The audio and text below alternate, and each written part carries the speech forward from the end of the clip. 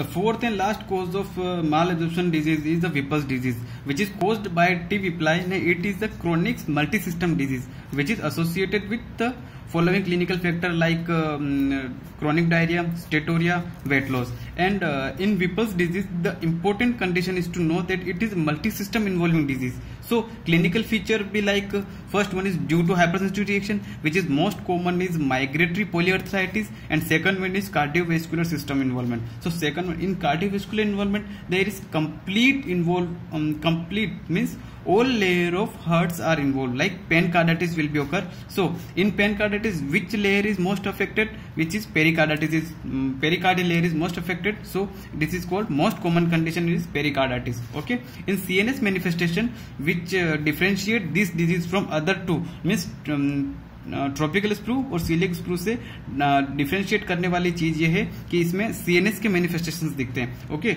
So most common condition is dementia.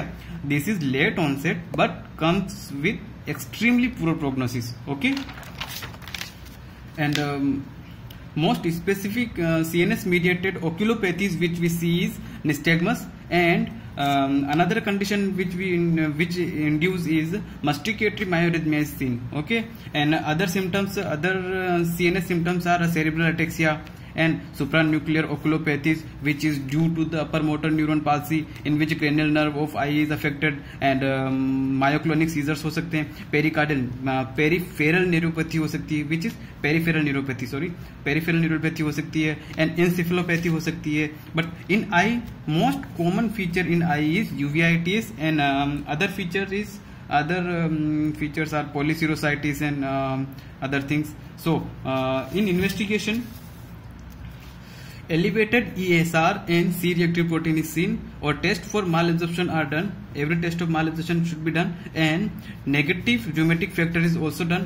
And one most important thing we do here is the jejunal biopsy. The biopsy is involved the tissue biopsy of other tissue are also involved. Okay, which shows plenty of PAS positive macrophages that contain small bacilli. So one thing we have to do here, so okay, we have to differentiate this from MTB by doing AFB, which is negative in this case.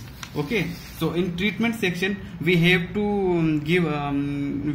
initiate the treatment with antibiotics for 2 weeks and by IV ceftriaxone. Okay, which antibiotic? IV ceftriaxone, and